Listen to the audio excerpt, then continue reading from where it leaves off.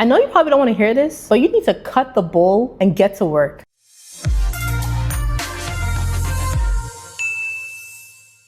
Hi everyone, welcome back to my channel. My name is Rebecca. I'm the owner of Kembeckled, a small business where I sell colorful and cute things like bonnets, do-rags, hats, and more. But today's video is going to be a little bit different because I'm talking about my experience with 75 hard, and more specifically the 10 things I learned through completing this challenge. Now, before we dive into the actual things that I learned from the challenge, let's actually just break down what the challenge is itself. So 75 hard is not a fitness challenge, it's a discipline challenge. And it consists of the following. Number one is 2 workouts a day, and one of them has to be outside. And they both have to be at least 45 minutes for each workout. The next one is to drink a gallon of water every single day. Next is to choose a diet. It can be any diet of your choice, but it can consist of no cheat meals and you can't drink any alcohol. The next rule is to read 10 pages every single day of a non-fiction, like self-development book.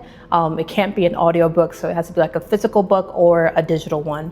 And then the last rule is to take a progress pic every single day. Now, the rules are pretty simple, right? Or at least it is in theory. The challenge is, of course, doing it for 75 days straight. There's no excuses, no substitutions, and if you miss even one single day, you have to start over from the beginning. If you're day 26 and you mess up, you're right back to day 1 of your 75 hard challenge. So yeah. Well, now that you know the rules, let's actually get into the things that I learned. First up is discipline. 75 hard taught me that the more that you work on it, the stronger it gets. Waking up early, drinking a gallon of water each day, getting those 2 workouts in every day, and doing all these things even when I didn't feel like it, pushed me to grow in ways that I just never imagined. Discipline really builds trust with yourself, so once you're able to build it here, it spills into different areas of your life. So with me personally, it was all a matter of just doing that very first day, I would say. You know that saying where it's just like one day or day one? That kept replaying in my head over and over and over the weeks leading up to me actually like starting the challenge. And it's because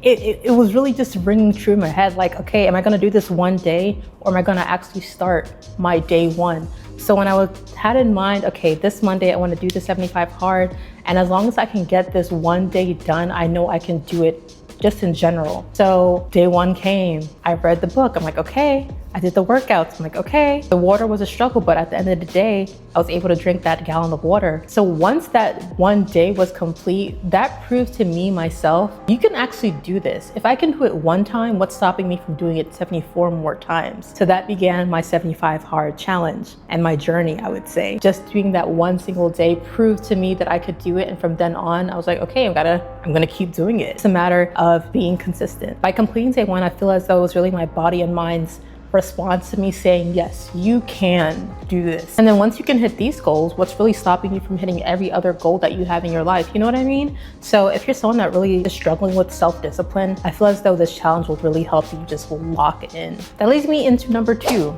Consistency. Consistency really is king. You hear it all the time. You have to be consistent in the gym if you want to see results. You have to be consistent at your art if you want to get better at it. You have to be consistent with posting if you want to be a content creator. Consistency is a major key in just being successful at any aspect of your life. It's a major component, I would say. And the same things apply for this challenge. Doing the same 5 tasks every single day taught me that it's those small little actions that I do that lead to major results. It's not about perfection. It's not about doing my biggest one. It's about just showing up and doing the work that needs to be done every single day and just sticking to it. If you're someone that's struggling to stay consistent, remember that each day is a fresh opportunity to prove to yourself what you're capable of. With each waking day, you're proving to yourself that you're committed to your goals and your daily wins. No matter how small they are, they all pile up to be a big win at the end. So taking it one step at a time is really the way in which you build that consistency. Just do these small wins every single day. And that's basically what the challenge has taught me. Now moving on to number 3, which is clarity. Clarity was an unexpected gift. As I removed the distractions and started to focus on the task at hand, I really came to an understanding of what was really important to me. Because let's be honest, doing the 75 hard challenge takes up a lot of your time, like every single day. So once I knew in my mind, okay, I have to complete these 5 tasks by the end of the day, and I also have to, attend to my work obligations and my social life and everything like that, I only have so many other hours within that day to get these things done. So now I'm like, okay, what do I prioritize? What do I actually need to get done today or tomorrow? What can wait until later on? That's not really that much of a priority to me. So it made me have a little bit more clarity about what matters to me and what I actually deem as important in a sense. So basically the simplicity of the program, I mean, it's only 5 rules that you have to stick by. It helped me reflect and prioritize, and trust me, being clear about your goals is it's just such a freeing mindset to have. Like, I already know what I have to do, and now all you have to do is just do it. Now, number 4 is routine. So as someone who owns a small business and works from home for the most part, over the years, I really just started to lack structure. I used to have a 9-to-5 job, so I had that rigid schedule of I knew exactly when I needed to eat my breakfast, I had my lunch break, and then I got home for dinner. I knew the times that I could work out, either before work or after work, late at night. And I just had, of course I knew what time I needed to actually work, which was between that 9-to-5 time. I had that structure and that schedule, and I knew from there when exactly I needed to get certain things done. However, owning your own business, you have the freedom of creating your own schedule, which is a blessing. I love that I'm able to do that. However, what happens when you just don't create a schedule at all? For the past couple of months, I would wake up at like 6 a.m.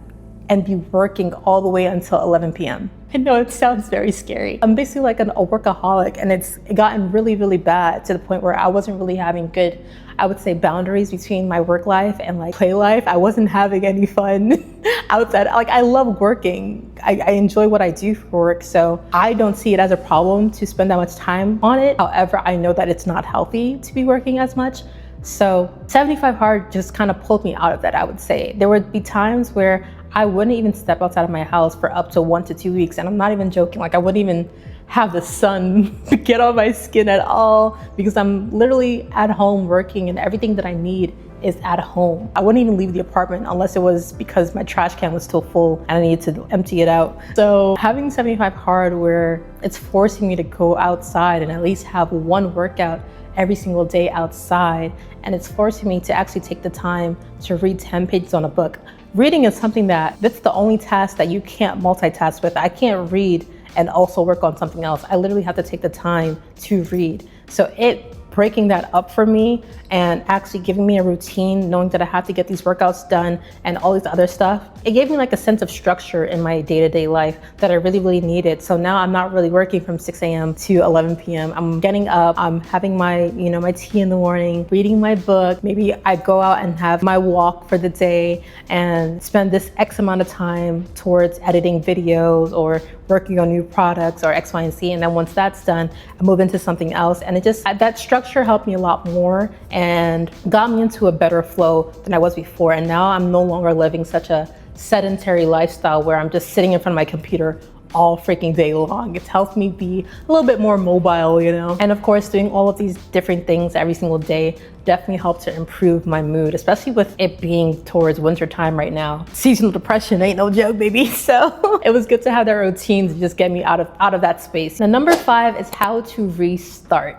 Now, I'm the type of person, and I'm sure a lot of other people are like this as well, where life can be going so well, it's on the up and up, and then there's just one thing, or maybe a whole slew of things that just takes you out of it, and now you have sunken deep down into just despair and depression. That happens to me so many times, and it's just like so up and down.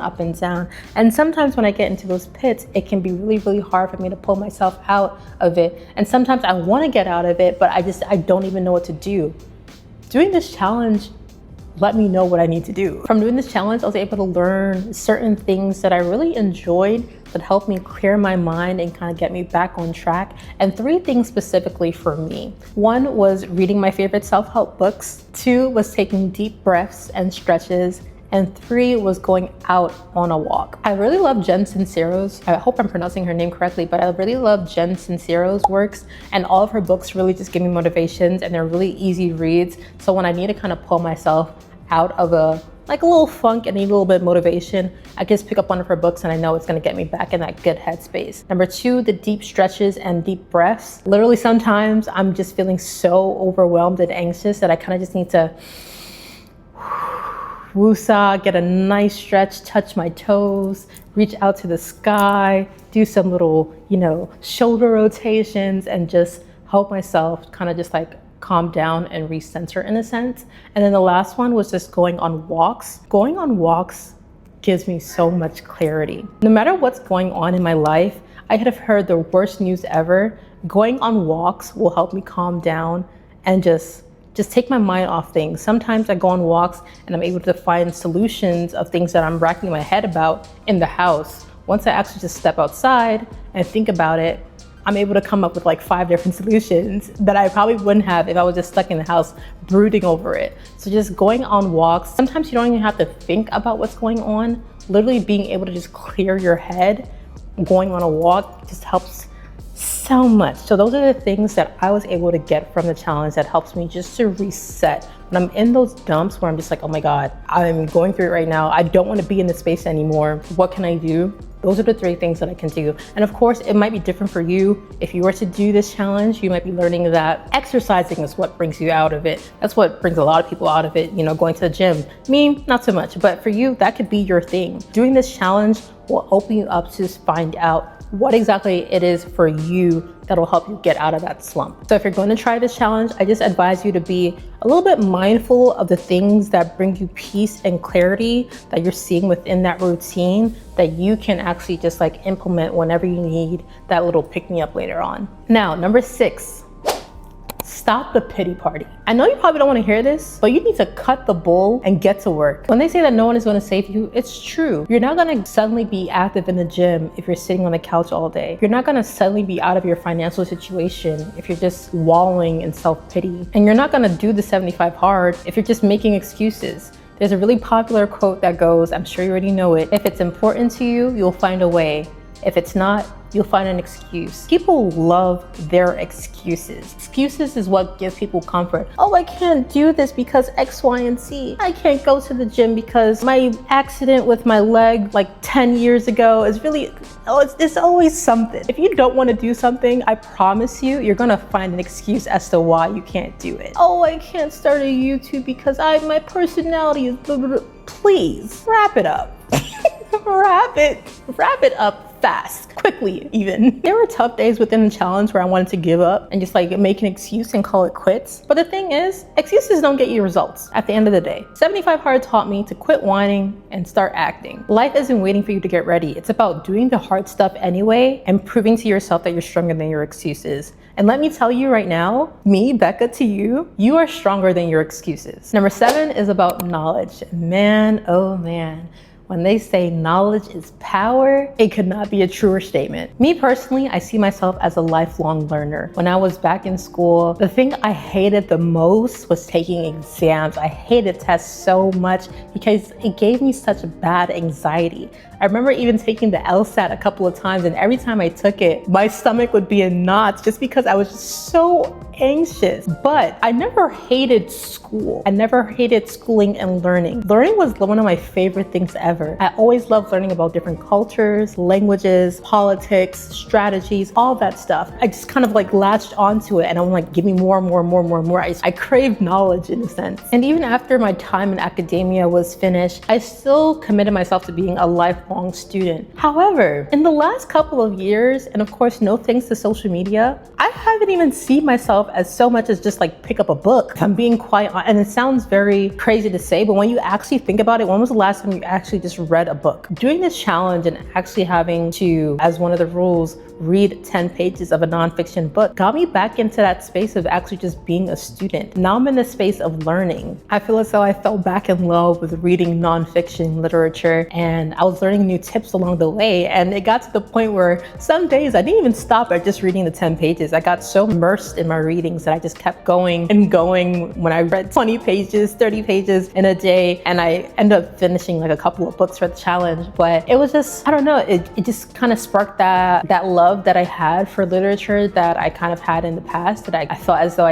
I lost, and now I'm getting back into the groove of it. So it just really made me happy. And reading the 10 pages of the self-help books really just opened me up to different mindsets and strategies. And it just reminded me that growth is a lifelong journey and that I have so much to learn and so much things that I can apply and try out. And it just made me really hopeful reading all those books. So I really enjoyed that part of the challenge. And I would say, don't underestimate the power of a good book to change your perspective. Next one is accountability. One of my keys to success was accountability. If you're starting this challenge, I definitely recommend you letting one of your friends or family know, and you can send them progress pics or maybe post online about your progress throughout the journey. Just having that support system there will help you so much in motivating you to keep it going. However, for me personally, I didn't tell anyone I was doing this challenge at all. So although 75 Hard is a discipline challenge, I also made it an accountability challenge for myself. I had no family or friend to check in with how I was doing with my progress, so I could easily skip a day, skip a workout, go to a buffet and just like binge eat for the rest of the day. I could do all those things and no one would know. I could just come at the end of 75 days and say, I did it, guys. I did the challenge. No one would know, but I would know. And that's the thing. I would know that I was being dishonest. I would know that I did not keep that promise to myself. And that's what motivated me to lock in and not break those promises. I wanted to be able to say like, okay, I am gonna do X, Y, and Z and actually do it. And I'm not gonna disappoint myself, not anyone else, not a family member, not a friend. I don't wanna disappoint myself. I don't wanna go back on the promise that I made to myself. So I didn't tell anyone about it because I wanted to prove to myself that I was capable of keeping myself accountable while no one is watching, while no one is cheering me on. I wanted to say like, hey, Becca, you can do exactly what you set forth for yourself, even if no one is there to see it happen. And I was able to do that. Just added a different element to the whole challenge that just made me so much prouder. Of course, this is not something that you have to do. I feel as though with people that struggle with accountability, it's even harder if you have no one else to keep you in check. So you don't have to go as extreme as I did by just not telling anyone. However, that was a component that I added personally that I was really, really happy about. Now this next one is something that I know a lot of people struggle with. I just don't feel like it. You're waiting for that mysterious spark to hit you to start working on something. Or you wanna feel in the mood in order to work out, or whatever the case may be, right? But the thing about it is this, motivation fades. It comes and goes. It's the mental toughness that gets you going and gets you started. 75 Hard isn't about feeling motivated. It's about building the resilience to keep going even when you don't want to do it anymore. It's a skill that you'll carry with you forever, and it teaches you to keep going and keep doing the things that you need to do even when you don't feel like doing it. Because let's be honest, you're not always going to feel like doing it. There's going to be times where you're feeling lazy or unmotivated. But the thing is, you have to do it even in those times. I would even go as far as to say, when you are struggling the most and having like the most confusion, you're feeling really overwhelmed, that's even the perfect time to get started. As crazy as it sounds. Let's say YouTube, you're someone that wants to start a YouTube channel, but you're like, oh my gosh, I have school to deal with, I have this job to deal with, the kids, blah. That's the time when you get started. You're not waiting for times when it's perfection and everything is perfectly aligned. I got this settled, I got that settled, and now I can start the YouTube channel. What happens when those times happen again? Are you gonna fall off after that? If it's not YouTube, let's say at the gym. When those times happen, when something comes up, are you gonna stop going to the gym? But you made a promise to yourself that you want to be consistent with this. Are you gonna betray yourself on that promise that you made? No. So if that's the case, don't start when things are good. Start off when things are bad.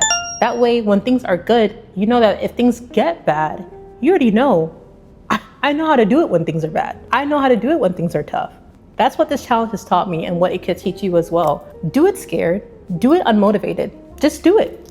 Just do it. And the final lesson, I learned the beauty of just celebrating the small wins. Being able to check off at the end of the day, every single small task that I completed brought me so much joy. I wasn't waiting for day 75 to be like, oh my gosh, you did it, Becca.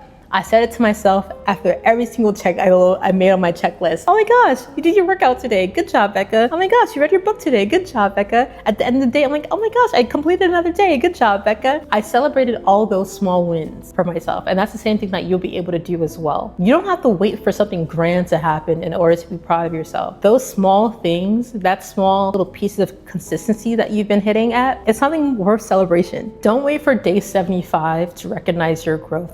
Be proud of the progress you're making every single step of the way. After all, it's those slow, small little claps that build into a nice little round of applause. So there you have it, the 10 life-changing lessons that I learned from completing the 75 Hard Challenge. If you're thinking about starting, take this as a sign you are capable of so much more than you think you are. Whatever you're doing right now, you can do twice as much, 3 times as much. You think that you're reaching your max potential right now, you have not even started to scratch the surface of what you're capable of. Trust me. And I'm dropping this video at the beginning of the year, so I'm really hoping that it keeps you motivated and pumped to start whatever it is that you want to start. It doesn't even have to be this challenge. Whatever it is in mind that you want to get started, I hope this gives you the motivation to do just that.